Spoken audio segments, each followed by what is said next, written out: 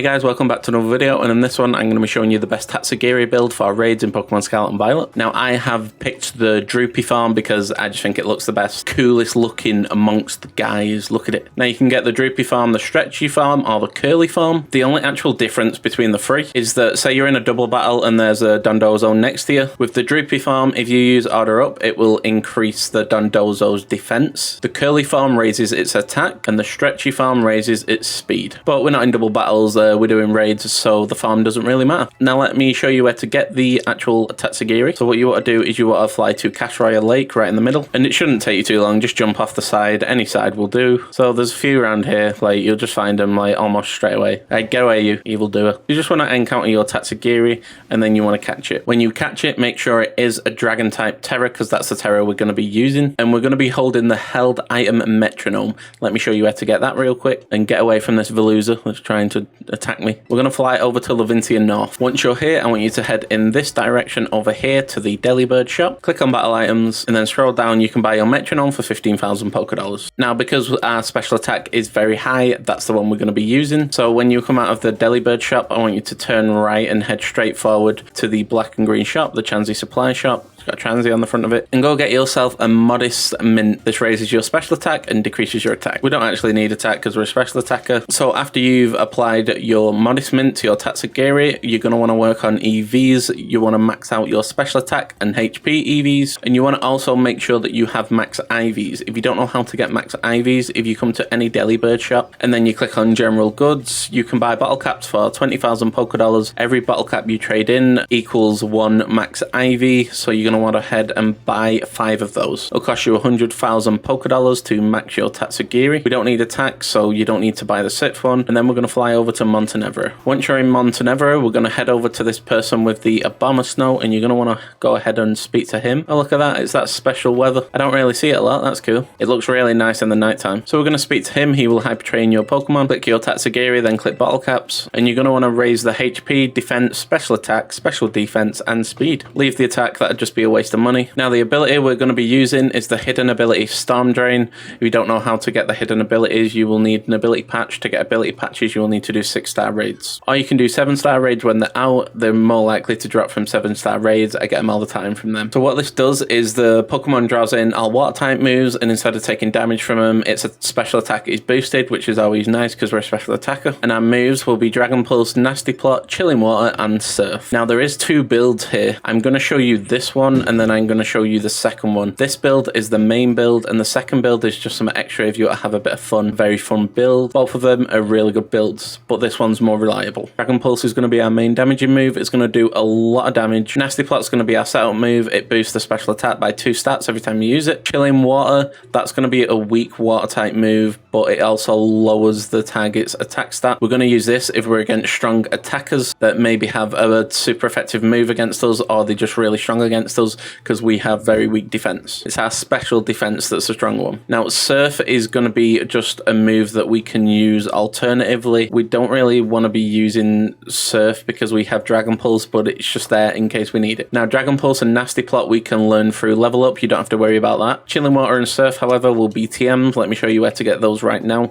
If you don't know where to get TMs, just go to any Pokemon Center, go to the green section. It is the TM machine, and Chilling Water will be TM22. You'll need 3,000 LP, 3 Psyduck Downs, and 3 Surskit Syrups. Let me show you where to get those. So if you want to get your Psyducks, come all the way to the bottom of the map. We're going to be flying over to the Pokelpath Lighthouse. Once you get here, we're going to be heading this way, and we're going to be heading to that little bridge over there. Once you're at the bridge, there should be quite a few Psyduck that are just chilling around here, so you just want to take them out, and that's how you're going to get your Psyduck Downs. Now for your Surskit, you're going to want to fly over to Messagoza South. Once you're here, we're going to be going straight forward and jumping over here into the water, and we're just going to be looking for a Surskit, and you're just going to be taking out your Surskit around this area to get your Surskit Syrup. Up next is TM 123 Surf. You will need 10,000 LP, 5 Finneon Scales, 3 Finneon Mucuses, and 3 Wiglet Sands for this. If you don't know where to get these, I'll show you right now. The Finneon can be a bit awkward, so if you do need to use a water type encounter sandwich, then feel feel free to go ahead and do that. But we're going to be coming all the way to the top and around North Province Area 1. This is where we're going to be flying to. I'm going to fly to the watchtower. And after you get here, you just want to go forward and you want to jump down this big cliff right here into the North Paldean Sea. Now, I've used an encounter power sandwich, as you can see right there, level 2. And what you're going to be looking for is you're going to be looking for Finneon and Luminion. Here they are. As soon as you go up to them, they will more than likely go underwater. These ones haven't. I think it's because the other ones are there. But previously, when I have encountered them, they've all gone underwater as soon as I've tried attacking them. These ones aren't for some reason. They must be here for the video. So you just want to take them out and then you can get your Finneon scales. You can also find your Finneon here. So you're going to want to head and take them out as well. And you can get your Finneon mucuses. Or another great spot to find Finneon is right around here. The third item was Wiglet Sand. And to get Wiglet Sand, we're going to be coming all the way to the beginning again. And we're going to be flying over to the Pokelpath Lighthouse and making our way down here where this raid is for me. So I'm going to put a waypoint right there. And then we're going to make our way down to that tiny beach area right over there. So we're going to drop down and there should be some Wiglet already here. There they are. I'm not going to get too close because they can duck down and you won't be able to attack them. But you're going to want to take them out to get your Wiglet Sand and that will get you your Surf. Now that's our first build and our main build. I'm also now going to show you our alternative build, which is a Draco Meteor one-shot build. So this is going to be the one-shotting build that we're not actually going to be using in this video. I will show you one raid with it though. We're going to be holding the Life Orb, going to be a Dragon Terra type. We're going to be running Dragon Pulse, Nasty Plot, Chilling Water, and Draco Meteor. And the ability is going to be the same and all the stats are going to be the same. Only thing that's actually changing is we swap out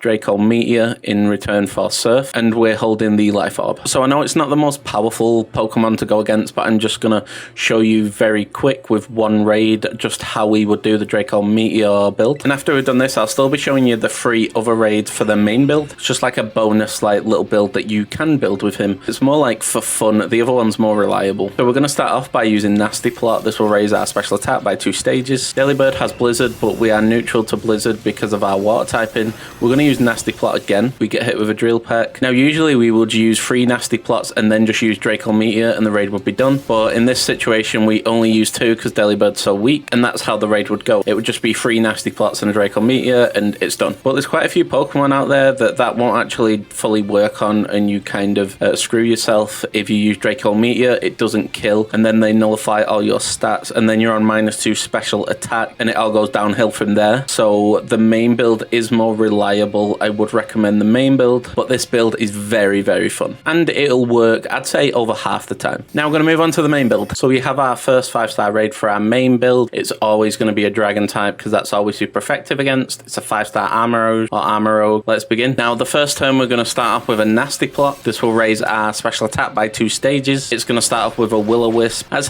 going to be a little bit annoying, but it's not too bad because we're not a physical attacker. Now we're going to use Dragon Pulse. We're on +2 special attack. We've already got a high special attack. It should do a decent amount of damage. I don't think the damage there actually calculated properly. I didn't see it go down and that can't be right. So let's try that again. We use Dragon Pulse. There we go. I don't know what happened the first time. That was just kind of weird, but we move. It uses something to do with a cannon on us and it drops its defense and special defense and then its shield goes up. It's burnt as well because I think Gardevoir had synchronized and then it removes negative effect from itself so it's not burnt anymore and then uses Calm Mind to increase its special attack and special defense. That affects us quite a bit. If it attacks now, it's going to do a lot of damage and then it removes negative effects from itself again, even though it's just done that. We're going to use Dragon Pulse again. I think we're faster.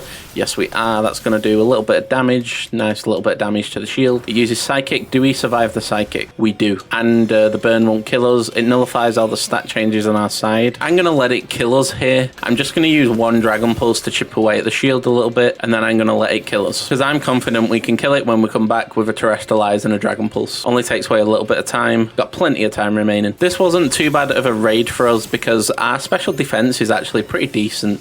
I think it's at around 85 or 95. I just did a quick check. It's at 95 special defense, so against them special attackers we do really well. So we have Terrestrialize into our Dragon type. Now we're going to use Dragon Pulse.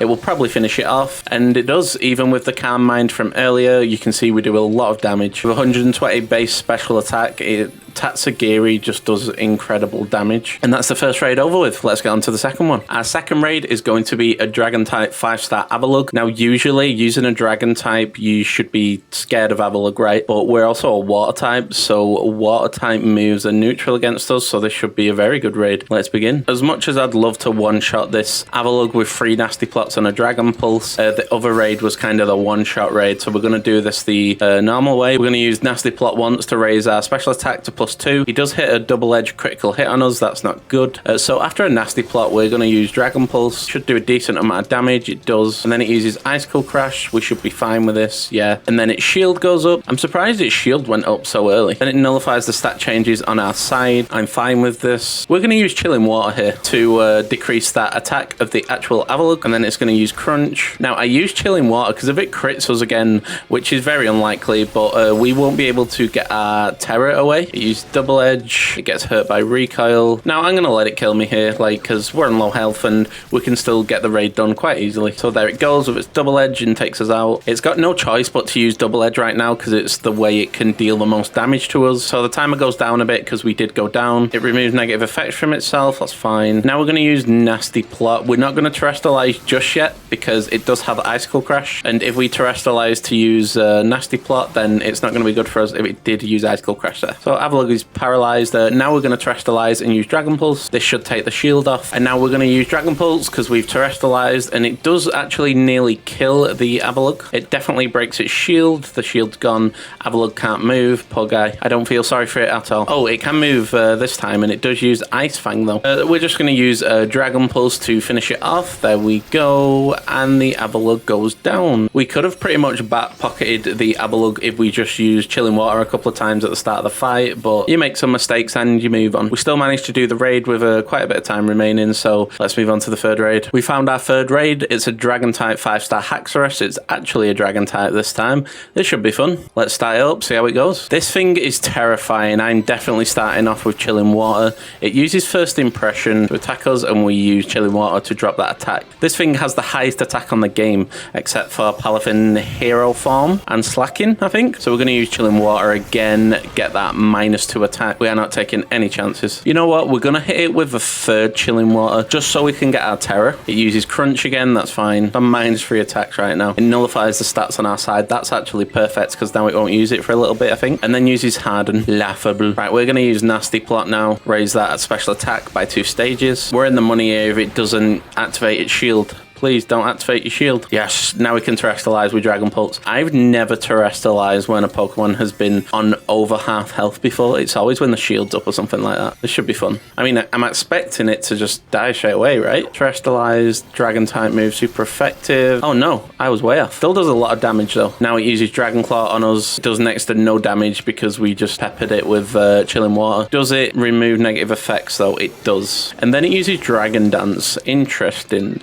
I think it just kills us if it uses a move now. And then it nullifies stats on our side. That's even worse. So we're just going to use Dragon Pulse, get some damage out there.